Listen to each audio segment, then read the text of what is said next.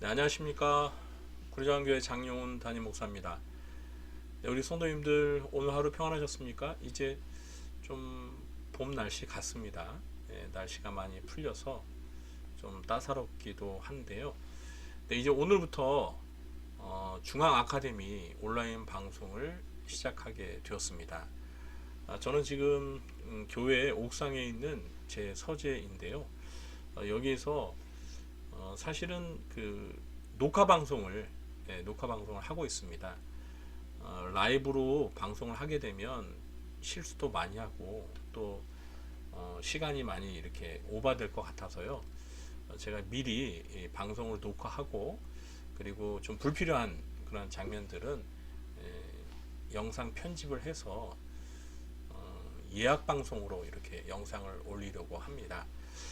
오늘 첫날이고 또 혼자서 이렇게 개인 방송 하듯이 컴퓨터 앞에 서가지고 이렇게 방송을 찍고 있으니까 굉장히 어색하네요. 그래서 실수도 많이 하고요. 지금도 이게 거의 한 10번째 찍는 것 같습니다. 어쨌든 제가 좀 실수를 하더라도 좀 양해해 주시기 바랍니다. 그럼 제가 화면을 좀 바꿔서 화면을 좀 보여드리면서 진행을 하도록 하겠습니다. 네, 앞으로 제가 중앙 아카데미 온라인 방송을 할 때에는요, 지금 제 노트북 이 화면을 띄워서 보여드리면서 그렇게 진행을 하려고 합니다. 아마 제 얼굴은 이 우측 하단에 아마 나올 것 같습니다. 어쨌든 오늘 중앙 아카데미 온라인 방송 시작하게 되어서 기쁘고요. 또 우리 성도님들께서도 많은 관심을 가지고 적극 시청해 주시기를 바랍니다. 이 중앙 아카데미는요, 과거에 성경대학이라는 이름으로 매주 목요일 저녁에 운영을 했었습니다. 그런데 이제 재작년서부터 이름을 바꿔서 중앙 아카데미라는 이름으로 진행을 했습니다. 코로나로 인해서 이제 목요일 저녁에만 하는 것은 아니고요. 화요일과 목요일 이렇게 이틀에 걸쳐서 나누어서 온라인 방송으로 진행하도록 하겠습니다. 잠시 중앙 아카데미 온라인 방송 안내를 좀 해드리도록 하겠습니다. 이 방송은 유튜브 채널 구리중앙교회 TV 우리 교회 유튜브 채널에서 매주 화요일과 목요일 저녁 8시에 시청할 수 있습니다. 오픈 방송이기 때문에 누구나 우리 성도님들뿐만 아니라 누구나 방송을 시청할 수가 있습니다. 이 중앙 아카데미에는 두 개의 강좌가 있는데요. 신구약 성경 파노라마랑 기독교 교리 이렇게 두 개의 강좌가 있습니다. 신구약 성경 파노라마반은 매주 화요일 저녁 8시 바로 이 시간입니다. 제가 강의를 하고요. 기독교 교리반은 매주 목요일 저녁 8시에 우리 이교영 목사님이 강의를 해 주시겠습니다. 이 중앙 아카데미는 1학기 12주 그리고 방학을 하고 난 후에 2학기에 또 12주 해서 1년 24주 과정으로 진행하도록 하겠습니다. 봐서 좀 진도가 12주 내에 다 끝나지 않으면 뭐 한두 주 이렇게 더 할 수도 있습니다. 어쨌든 기본적인 저희가 학기 운영은 이렇게 하도록 하겠습니다. 네, 그럼 본격적으로 신구약 성경 파노라마 반 제 강의죠. 전날 강의를 진행하도록 하겠습니다. 오늘은 첫날이니까 이 오리엔테이션을 먼저 하고 그렇게 하도록 하겠습니다. 신구약 성경 파노라마 반의 강의 목적은 신구약 성경의 전체적인 흐름과 성경 각 권의 개요 및 각 장의 내용 요약입니다. 이 신구약 성경 파노라마 반은 이 파노라마처럼 이 전체적인 그 신구약 성경 전체의 어떤 흐름을 파악하는 것이 가장 큰 목적입니다. 그러니까 뭐 성경 어떤 그 일부분을 자세하게 심도 있게 해석하는 것은 아니고요. 성경 전체를 그 숲을 전체를 흐름을 파악할 수 있도록 도와드리고 또 성경 그 66권의 각 권마다 그 전체적인 개요, 우리가 그 성경을 이해하는데 반드시 알아야 할 그 전체적인 개요를 설명드리고, 그리고 각 장의 그 내용을, 그 줄거리를 살펴보는 그러한 시간을 갖도록 하겠습니다. 아마 우리 성도님들 이 1년 동안 신구약 성경 파노라마반을 들으시면 구약 성경과 신약 성경 이 전체 그 내용이 이렇게 흐름이 쫙 파악되실 겁니다. 그러니까 열심히 참여해 주시기 바라고요. 1학기 때는 구약 성경을 다루겠고요. 2학기 때는 신약 성경을 다루겠습니다. 강의 교재는 없습니다. 네, 강의 교재는 따로 없고요. 이 온라인 강의 내용만으로 진행하겠습니다. 그러니까 우리 성도님들이 이 강의를 열심히 들어주시면 됩니다. 그리고 또 유튜브에 제 강의가 또 올라가 있으니까 언제고 복습을 하시면 되겠습니다. 뭐 따로 책을 교재로 사용하지는 않겠습니다. 그리고 강의 방식은 이렇게 제가 시각적인 자료를 우리 성도님들에게 보여드리면서 말로 그렇게 강의를 하겠고요. 아까 제가 말씀드리다시피 이거는 그 라이브 강의는 아니고요. 녹화 강의입니다. 제가 시간을 효율적으로 사용하기 위해서 녹화를 먼저 하고 영상을 좀 녹화된 영상을 편집해서 올리도록 하겠습니다. 오리엔테이션이니까 좀 더 설명을 드리겠는데요. 이 과제가 있습니다. 성경 읽기 예습인데요. 제가 강의를 하면서 미리 다음 주는 이런 내용을 다루니까 어느 부분을 좀 미리 읽어 주십시오 하면 우리 성도님들께서 예습을 좀 잘 해주시기 바랍니다. 아무래도 예습을 하고 강의를 들으면 훨씬 내용을 이해하는 데 도움이 되거든요. 그리고 시험은 없습니다. 네, 과거에 교회에 이렇게 모여서 성경대학을 진행할 때에는 시험도 봤거든요. 그래서 시험에 대해서 되게 부담도 느끼셨는데 시험은 없습니다. 그러니까 부담 갖지 마시고요. 참여해 주시기 바랍니다. 강의를 진행하다 보면 혹시 궁금하신 점도 있고 또 건의사항도 있을 텐데요. 이게 라이브가 아니기 때문에 저랑 실시간으로 소통하기는 어려울 것 같습니다. 그러니까 우리 성도님들께서 이 영상이 이제 올라가면 그 영상 아래에 그 댓글을 달아주시기 바랍니다. 강의 내용과 관련된 궁금하신 점도 좋고요. 또는 우리가 이제 배우고자 하는 어떤 특정한 그 성경 한 권에 대해서 또 궁금하신 점이 있으면 제가 댓글을 보고 또 다음 강의 때 답변을 하던가 하고 또 그 댓글 아래에다가 간단한 답변은 댓글로 답을 해드리도록 하겠습니다. 그리고 제가 특별한 사정에 의해서 화요일 날에 강의를 못해서 휴강하는 경우도 있을 것 같습니다. 그럴 때는 미리 강의 때 말씀을 드리거나 아니면 휴대폰 문자로 공지를 드리도록 하겠습니다.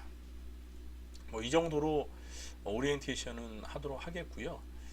그 다음에 이제 본격적으로 오늘 강의를 들어가도록 하겠습니다. 오늘은 신구약 성경 파노라마 첫 시간이기 때문에 구약뿐만 아니라 신구약 성경 전체에 대한 좀 기본적인 정보를 알려드리도록 하겠습니다. 아마 들으시면서 아유 목사님 왜 이렇게 쉬운 내용을 말씀하십니까? 이 정도는 저희들 다 알고 있죠. 뭐 저희들 수준을 너무 낮게 보시는 거 아닙니까? 라고 이렇게 말씀하실 수도 있겠는데요. 물론 지금 이제 제가 다루는 내용이 너무 쉬운 내용이기도 하죠. 또 그러나 이 강의를 듣는 분들 중에서는 또 초신자분들도 있고 또 성경에 대한 지식이 많이 부족하신 분들도 있습니다. 네, 그래서 그런 분들을 고려해서 배려해서 오늘은 제가 조금 아주 쉬운 내용들, 기본적으로 교회를 오래 다니신 분들은 다 아는 내용들을 다루겠습니다. 그러나 이제 다음 주서부터는 그렇게 쉬운 내용들이 많지는 않을 것 같아요. 그러니까 오늘만 아주 기초적인 내용들도 언급을 하니까 좀 이해를 양해를 해주시기 바랍니다. 성경의 명칭은 우리가 보통 성경 또는 뭐 성서, 그리고 영어로는 홀리 바이블 또는 더 바이블이라고 합니다. 성경, 이제 종교들마다 그 경전이 있잖아요. 그래서 이제 성경 거룩한 경전이다 또는 거룩한 책이다 해서 성경, 성서라고 보통 부릅니다. 영어로는 이제 홀리 바이블 또는 더 바이블 하는데, 이 바이블이라는 이 말은 책이라는 뜻입니다. 그 그리스어의 비블로스라고 해서 비블로스를 이제 영어에서 바이블로 이렇게 번역을 한 건데요. 비블로스가 책이에요, 책. 그래서 이 비블로스에서 바이블 또는 북 이렇게 나왔습니다. 그러니까 거룩한 책, 그러니까 성서라는 거죠. 그리고 더 바이블 하면은 책 중에 책. 그래서 앞에 정관사 더를 붙여서 책 중에 책이다라는 그런 의미입니다. 그렇죠. 뭐 성경이 지금 전 세계에 수많은 그 책들이 있는데 가장 많이 팔리고 또 읽히고 있고 가장 많은 언어로 또 번역이 된 정말 책 중에 책입니다. 하나님의 말씀이기 때문에 정말 전 세계 역사에서 가장 위대한 고전, 가장 위대한 책으로 그렇게 평가받고 있습니다. 성경은 구약과 신약으로 구분을 하는데요. 이 구약 한문을 보시면은 옛 약속이라는 거죠. 그리고 신약은 새로운 약속이라는 것입니다. 그래서 성경을 신구약, 성경 이렇게 부르죠. 그래서 구약과 신약을 그 나누는 기준은 이제 예수님께서 오시기 전에 기록된 성경을 구약이라고 하고, 예수님이 오시고 난 이후에 기록된 성경을 신약이라고 합니다. 그래서 이 구약은 그 옛 약속, 신약은 새로운 약속. 그래서 성경은 이 하나님의 약속을 많이 담고 있습니다. 그 약속들 가운데서는 이미 이루어진 것이 있고, 또 지금 현재 이루어지는 것이 있고, 또 앞으로 이루어질 그러한 약속들이 있습니다. 이제 구약과 신약을 이렇게 대비해서 설명을 하자면, 구약의 그 옛 약속이 이제 신약 시대에 와서 성취가 된 거죠. 구약에 하나님께서 말씀하신 그 약속들이 신약 시대에 와서 성취가 되고, 또 신약 시대에 새롭게 하나님이 주신 또 약속들이 있습니다. 그래서 이렇게 성경은 하나님의 약속이다. 그리고 시대에 따라 옛 약속이 있고 또 새로운 약속이 있다. 이렇게 이해하시면 좋을 것 같습니다. 성경의 분량은 구약은 모두 39권이고요. 신약은 27권입니다. 그래서 전체가 66권인데, 이제 이걸 기억하기 쉽게 하기 위해서 구구단 가운데 3단에 39, 27 이렇게 있지 않습니까? 그래서 39 구약의 39권, 그리고 27은 신약의 27권을 그렇게 이해하셔서 이 구구단을 외우면 신구약 성경의 그 각 권수, 그리고 합계는 뭐 더하면 되니까요. 그래서 전체가 66권이라는 걸 쉽게 기억할 수가 있습니다. 구약은 전체가 929장 그리고 23,215절로 되어 있고요. 신약은 260장 7,957절로 되어 있습니다. 그래서 신구약 전체가 1189장으로 되어 있고요. 31,173절로 되어 있습니다. 구약의 분량이 이제 수치적으로 보면 신약보다 한 3배 정도 더 많습니다. 성경의 언어, 그러니까 성경이 기록된 언어에 대해서 말씀을 드리겠습니다. 구약은 히브리어로 되어 있습니다. 그리고 구약 성경 가운데 일부가 약간 아람어로 쓰여져 있는 부분이 있습니다. 그러나 전체적으로는 히브리어로 쓰여져 있습니다. 반면에 신약은 그리스어로 써져 있습니다. 이 그리스어를 또 헬라어라고도 그렇게 부르는데요. 헬라어랑 그리스어랑 다른 언어가 아니라 같은 언어입니다. 저는 이제 그리스어라고 이렇게 표현하는 걸 더 좋아합니다. 헬라어 하면 이게 도대체 어느 나라 말인지 잘 모르잖아요. 그런데 우리가 그리스는 다 알지 않습니까? 그리스 아테네, 수도 아테네 알고, 그리고 이 신약 성경이 그리스어로 쓰여지게 된 게 이 그리스 문명, 그리스에서 이제 철학이 시작되었고, 또 여러 가지 그 고대 문명이 그리스에서부터 시작되면서 그 위에 로마 시대에 와서도 여전히 이 그리스 그 철학과 문화 이 영향이 있었습니다. 그래서 전 세계가 이제 이 그리스어를 사용하는 그런 문화권이었거든요.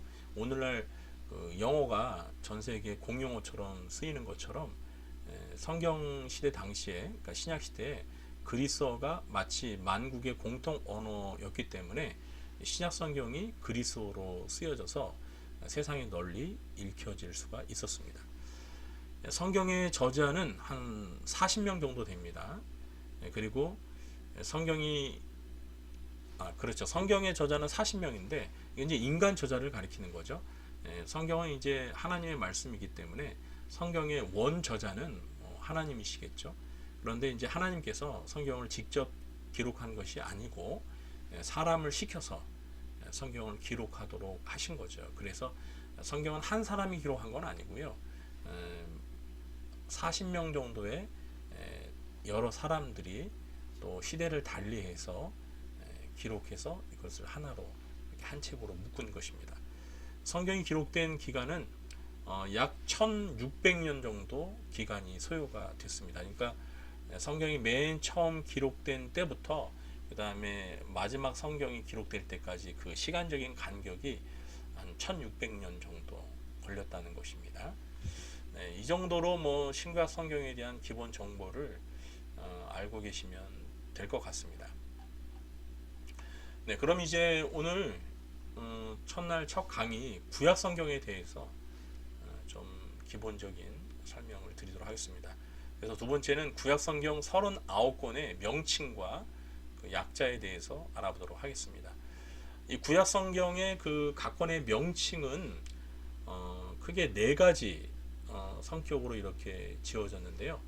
먼저 주제, 그러니까 그 성경 한 권의 그 주제, 그러니까 가령 예를 들면 창세기는 세상에 창조된 이야기잖아요. 그게 핵심된 주제이기 때문에 그것이 이제 성경의 그 이름이 된 것이죠. 그리고 두 번째는 중심 인물, 그 성경에 등장하는 어떤 중심 인물의 이름을 따서 책명으로 짓기도 했습니다. 그러니까 여호수아서 같은 거는 여호수아가 그 여호수아서의 중요한 중심 인물입니다.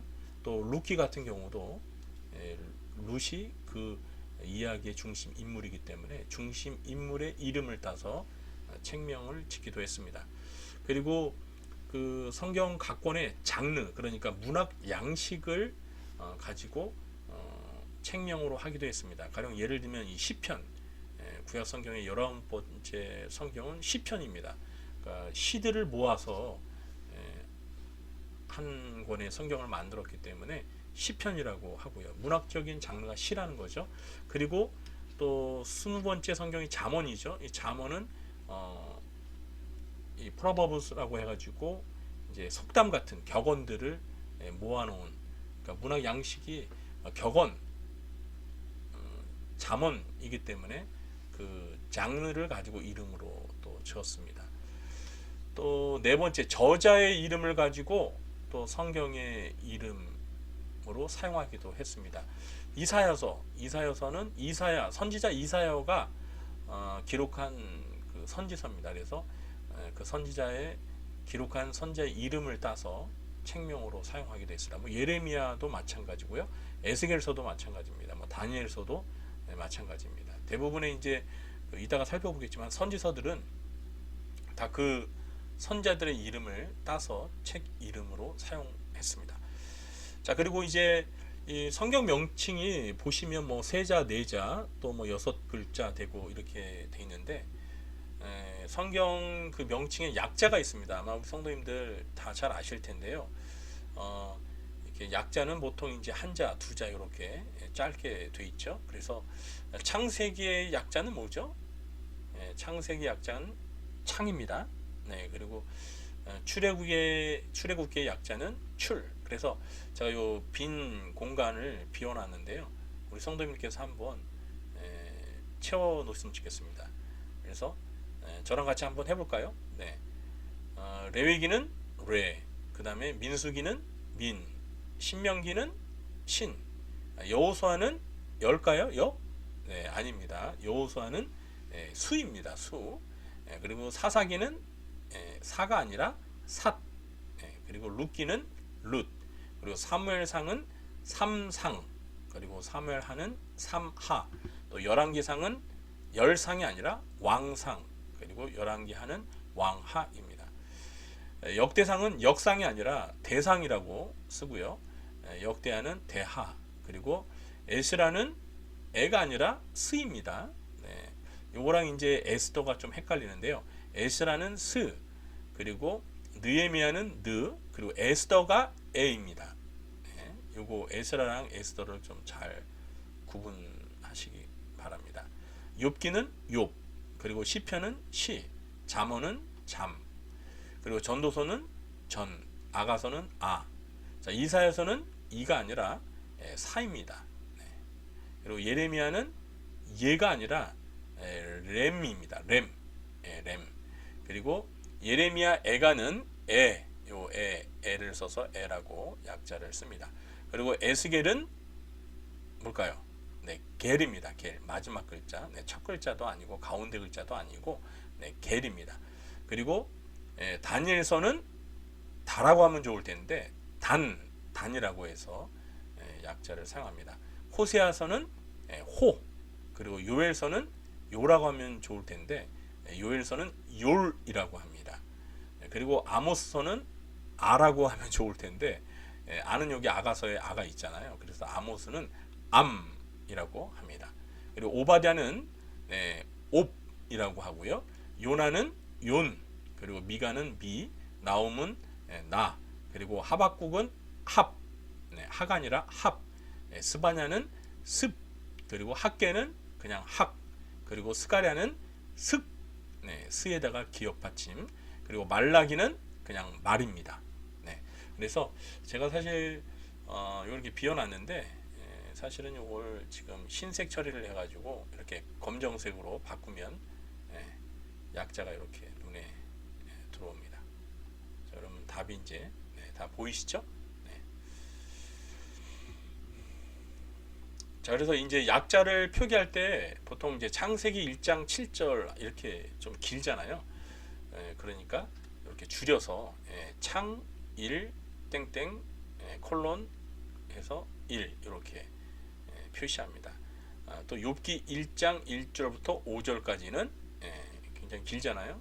간단하게 줄여서 욥 1 세미콜론, 그러니까 콜론 1 다시 5 이렇게 짧게 간단하게 표기할 수 있습니다. 우리가 보통 이제 요즘에는 이게 설교를 받아 적지 않잖아요. 그런데 제가 어렸을 때는 아마 우리 연세가 있으신 분들은 다 그런 경험이 있을 텐데 목사님 설교하시면은 이 설교를 막 받아가 썼어요.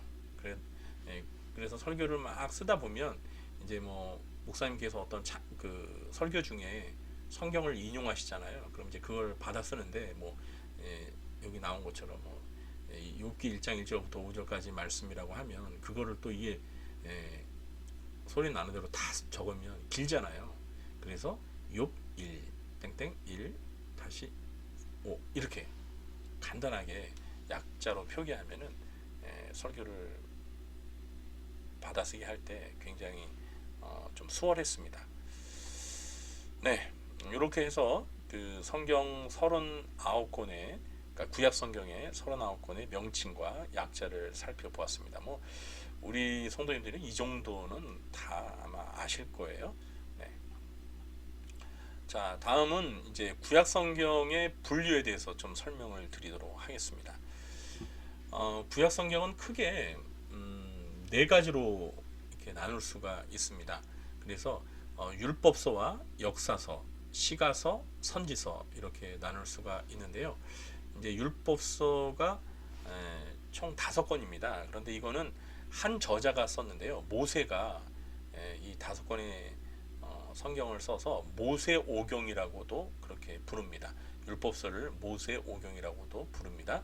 그래서 이 모세오경 5권은, 그러니까 율법서 5권은 창세기서부터 신명기까지 맨 처음서부터 5번째 성경까지가 율법서고요. 그 다음에 이제 역사서가 있습니다. 구약의 역사를 기록한 것이죠. 특히 이스라엘 민족을 중심으로 기록한 역사서가 이 12권인데, 신명기 이후에 여호수아서부터 에스더까지 12권의 책이 역사서입니다. 보통 이 율법서, 이 모세오경까지 포함해서 역사서라고도 그렇게 말합니다. 왜냐하면 여기 창세기, 출애굽기 여기도 역사를 다루고 있거든요. 민수기도 마찬가지고. 그래서 넓은 범주에서는 이 율법서도 역사서 안에 포함되기는 하지만 또 이 12권의 역사서와 조금 차별해서 율법서로 이렇게 구분하기도 합니다. 그리고 역사서 다음에 위치한 5권의 성경이 이제 시가서라고 합니다. 이 시가서는 이제 그 문학적인 장르가 다 시, 이제 그 운문이라고 하죠. 이 역사서 같은 경우는 이제 이 장르가 그 운문이 아니라 이제 긴 그 글로 돼 있죠. 산문이죠, 산문. 그런데 시 같은 것은 이게 문장이 간결하고 짧지 않습니까? 그래서 욥기, 시편, 잠언, 전도, 아가서는 시가서에 해당됩니다. 그러니까 시로 쓰여진 노래라고 해서 시가서라고 그렇게 부릅니다.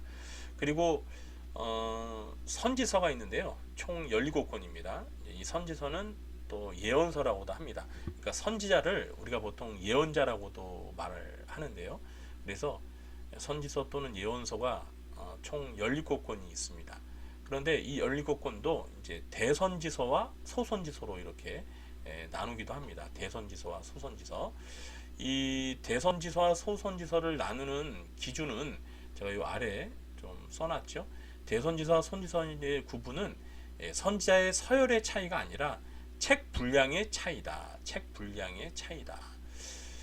자, 이게 잘 이해하셔야 되는데요. 대선지서 그러면은 뭔가 좀 대소, 그러니까 대하면은 이 선지자들은 더 위대한 선지자, 뭐 더 높은 선지자, 더 능력 있는 선지자처럼 이렇게 생각할 수 있고, 소선지서 하면 작은 선지서 하니까 이 선지서를 기록한 선지자들은 대선지자보다 뭔가 서열상 좀 낮고 또 능력도 낮고 뭔가 부족한 것처럼 그렇게 구별을 할 수가 있는데, 전혀 그렇지 않습니다. 이것을 나누는 기준은 아까 말씀드린 것처럼 책 분량의 차이입니다. 그러니까 대선지서가 소선지서보다 그 책의 분량이 더 많아요. 그래서 앞에다가 이 분량이 많은 것들을 앞쪽에다가 이렇게 위치하게 한 것입니다.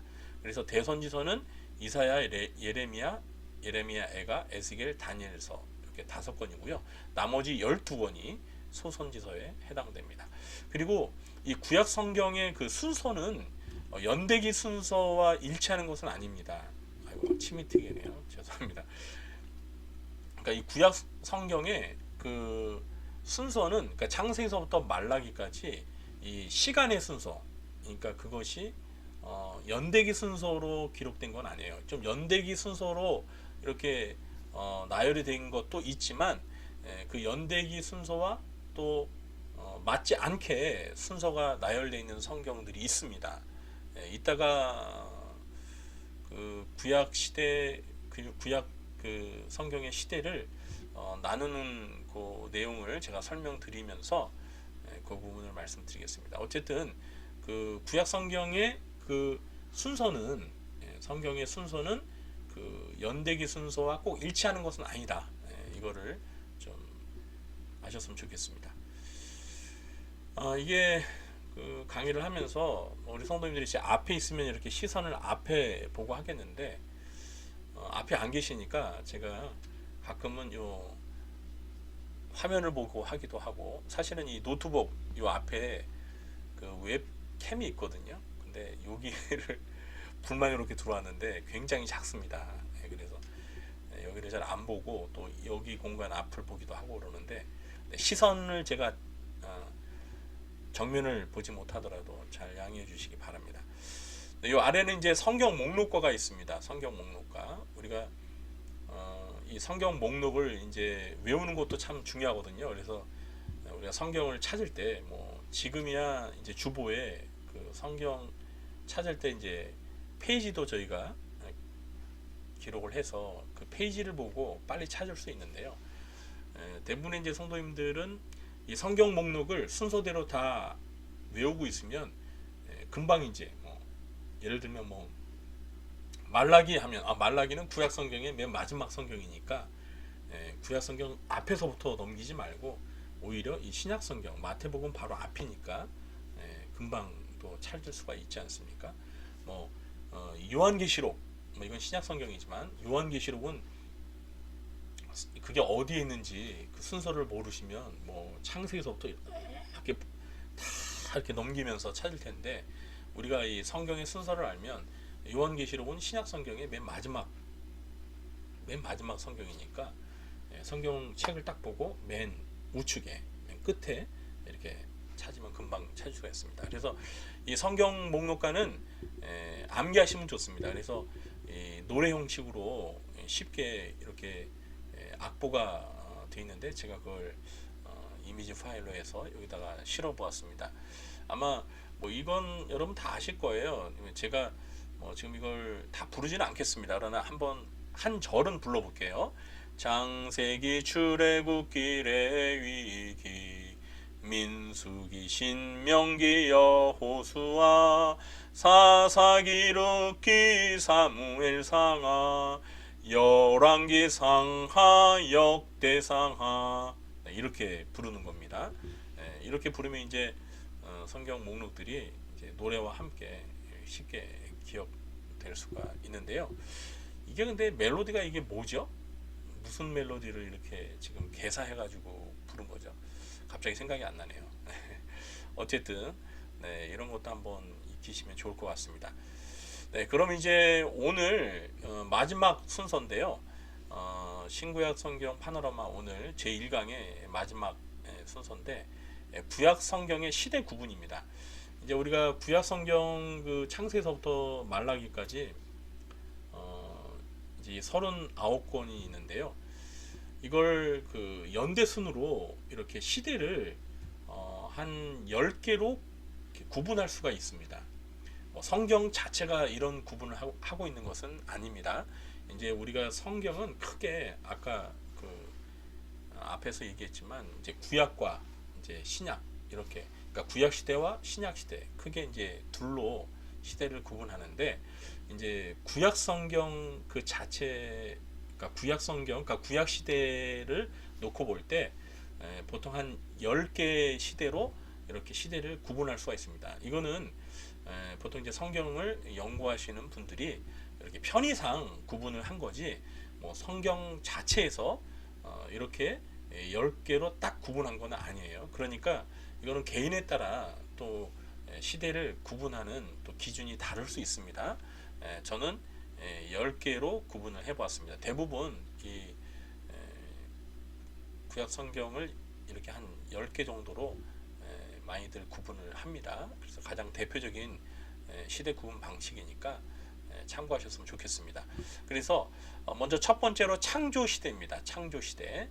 이 창조 시대는 이제 하나님께서 세상을 이제 창조하신 그 창조 때부터 BC, 그러니까 주전 2090년, 그러니까 데라의 죽음까지를 이제 창조 시대로 잡습니다. 여기서 말하는 데라는 아브라함의 아버지죠.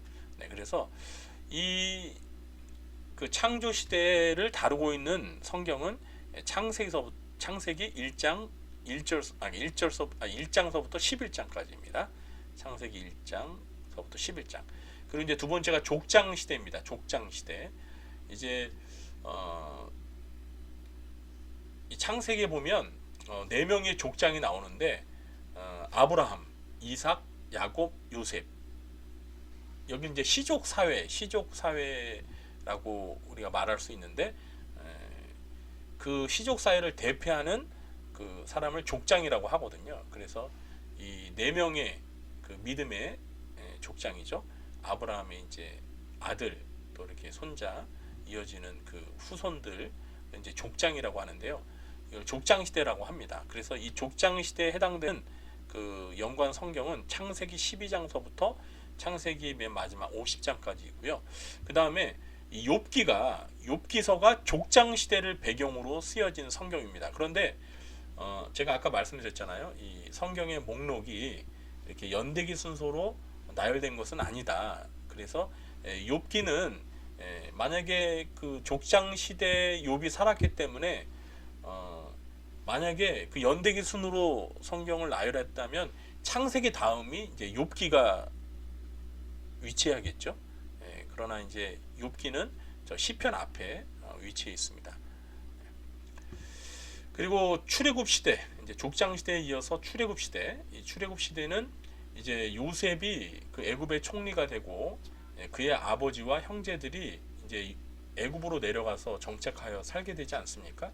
그런데 이제 그 애굽에서 정착하여 살다가 이제 그 400년 동안 노예살이를 하지 않습니까? 그러다가 이제 모세가 등장하면서 그 아브라함의 후손들인 이스라엘 민족, 이스라엘 백성들을 애굽으로부터 탈출시키는 그 출애굽하는 그 시대를 출애굽 시대라고 하는데요. 출애굽해서 그 시내산에서 머무는 그 때까지 기간입니다. 그래서 BC 1875년서부터 1445년 이때까지인데 이때를 배경으로 다루는 성경은 출애굽기, 레위기입니다. 그리고 네 번째는 광야 시대예요. 이제 출애굽한 다음에 이제 광야 생활을 하잖아요. 네, 그 광야 생활을 하는 그 시대를 광야 시대라고 하는데 BC 1444년에서 1405년 해가지고 이 광야 생활은 약 40년 정도 광야 생활을 합니다. 이 시대를 배경으로 쓰여진 성경은 민수기와 신명기입니다. 그리고 이제 광야 생활을 마치고 이제 가나안 정복을 하는 정복 시대가 이어지는데 주전 1405년서부터 1390년 이 가나안 정복 시대입니다. 이 가나안 정복 시대를 다루고 있는 성경은 여호수아입니다. 이제 모세는 광야 시대가 끝나면서 이제 죽죠. 그리고 나서 모세의 후계자인 여호수아가 이제 가나안 땅에 들어가 가나안 땅을 정복하는 그 과업을 맡아서 수행하지 않습니까? 그래서 그 내용은 여호수아에 있어서 다루고 있습니다. 자, 그리고 이제 여호수아가 죽고 가나안 땅을 정복한 이후에 다음 시대가 사사 시대입니다. 사사 시대. 사사들이 통치하던 시대입니다. 사사는 이제 그 왕은 아니고, 그러니까 이스라엘이라는 그 국가가 형성되면서 이제 왕이 통치를 했는데 그 왕이 통치하기 이전에 사사라는 그 이스라엘 민족의 지도자들이 있습니다. 그래서 사사라는 말은 원래 그 재판관이라는 뜻입니다. 그래서 이스라엘 민족에 발생하는 여러 가지 문제들을 이제 사법적으로 문제를 해결해주고 또 군사적으로도 그 군사를 통솔하는 지도자이면서 또 이스라엘의 행정까지도 관할했던 그런 지도자가 사사인데요. 요 사사 시대가 이제 가나안 땅에 정착하면서 가나안 정복을 마치고 이어지는 시대입니다. 이 시대는 BC 1380년서부터 1015년까지인데요. 사사 시대는 사사기와 그다음에 룻기, 이 룻기가 사사 시대를 배경으로 쓰여진 성경입니다. 그리고 이제 통일왕국 시대인데요. 통일왕국 시대는 이제 사사 시대를 마치고 이스라엘 나라도 주변 국가들처럼 이제 왕이 다스리는 이제 나라가 되었습니다. 이스라엘 백성들이 하나님 앞에 왕을 달라고 요구하지 않았습니까? 그래서 이제 하나님께서 또 이제 화를 내기도 하셨는데, 왜냐하면 이스라엘 나라의 왕은 여호와 하나님이시거든요.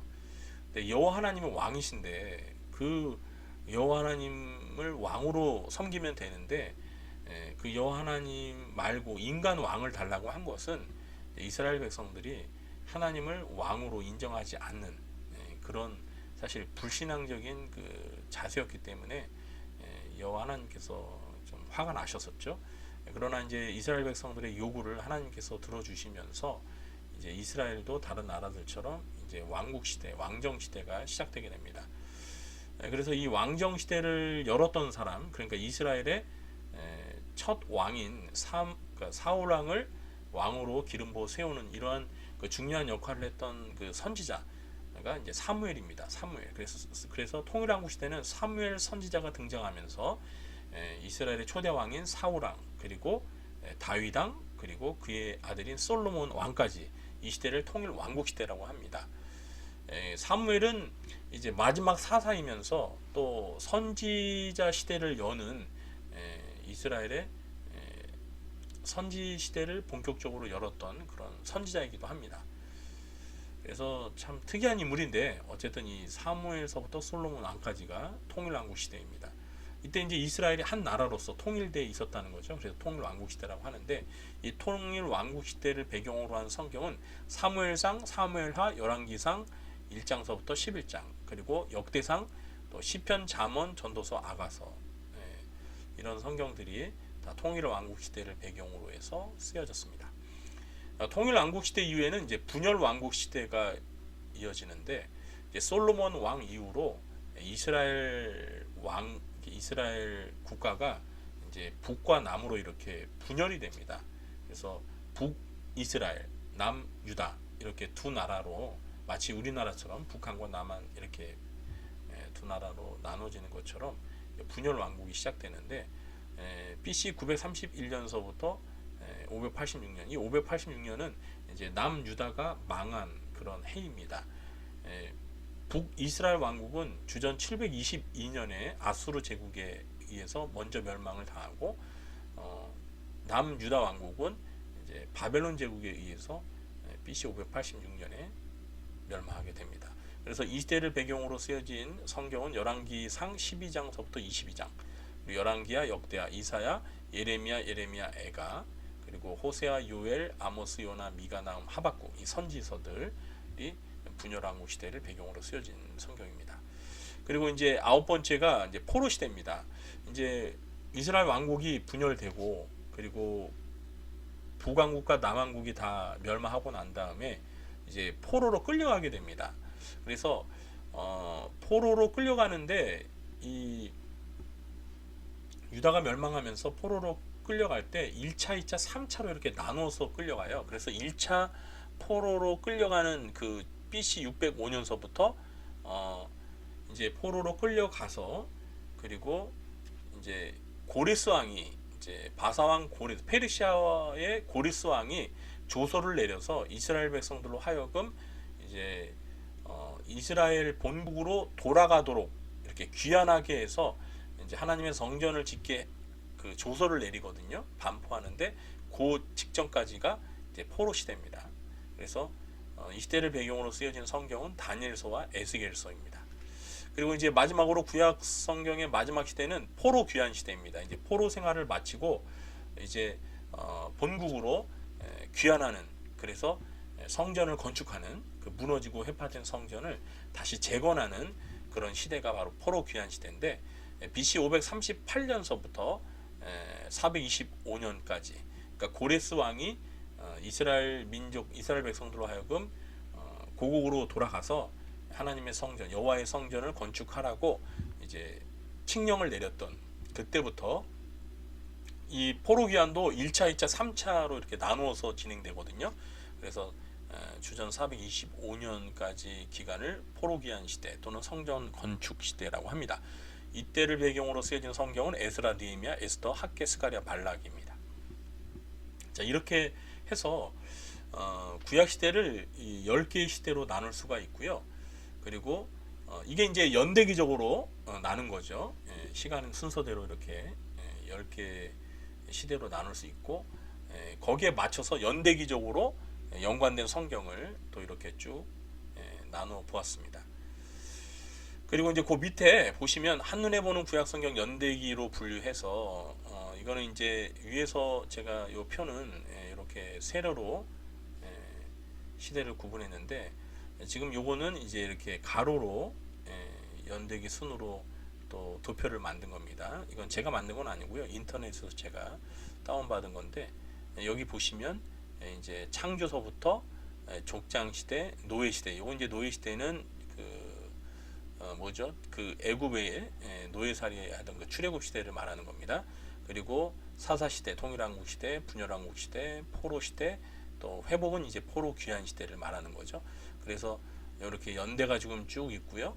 네, 거기에 따라서 그 연대기에 해당되는 그 성경들을 또 이렇게 순서대로 연대기 순으로 지금 이렇게 배열을 한 겁니다. 그래서 네, 요 위에 제가 만든 또 표랑 요 아래 표를 또 비교해서 보시면 또 이해하시는데 많은 도움이 될 것 같습니다. 이렇게 보시면은 조금 그 시대를 구분하는 그 연대의 그 숫자가 조금 다를 수 있습니다. 꼭 일치가 되지 않을 수 있어요. 그거는 이제 그 구분점, 기준점을 어느 때로 잡느냐에 따라서 조금 그 시대 차이가 있을 수 있습니다. 그 정도의 차이는 큰 차이는 아니니까 이해해 주시기 바랍니다. 네, 어쨌든 오늘 이렇게 해서 신구약 성경 파노라마반 오늘 첫날 강의를 했는데요. 어떻습니까? 네, 저도 뭐 지금 혼자서 이렇게 네, 노트북 앞에 앉아가지고 지금 강의를 하고 있는데, 저도 지금 오늘 첫날이다 보니까 아직 익숙하지가 않아서 많이 버벅거리기도 하고 또 설명이 좀 미흡한 것 같기도 해요. 제가 머릿속에 우리 성도님들에게 좀 전달하고자 하는 내용들을 충분히 다 전달하지 못한 것 같은 아쉬움도 있긴 한데, 첫 술에 배부를 수는 없으니까요. 오늘 좀 미흡하지만 부족하지만 이 정도로 첫날 강의를 하도록 하겠습니다. 이제 다음 주 이 시간에는 이제 본격적으로 모세오경에서 이제 창세기를 들어가도록 하겠습니다. 그래서 우리 성도님들이 다음 주 시간까지 창세기를 좀 읽어주셨으면 좋겠어요. 미리 창세기 1장부터 50장까지 창세기를 읽어 오시면 제가 다음 주에 강의할 때 아마 좀 더 쉽게 이해가 되실 것 같습니다. 미리 성경을 읽으시면서 혹시 뭐 궁금하신 점이 있거나 또 질문하신 내용이 있으면, 또 오늘 강의를 들으시고 혹시 궁금한 점이 있으면 아까 말씀드린 것처럼 이 영상에 올라간 그 아래에 댓글을 남겨주시면 제가 확인하고 또 답변을 드리도록 하겠습니다. 네, 지금까지 신구약 성경 파노라마 제1강 첫날 강의를 들어주시는 성도님들 감사합니다. 네, 그럼 저는 일주일 후에 다시 찾아뵙도록 하겠습니다. 한 주간 평안하시기 바랍니다. 감사합니다.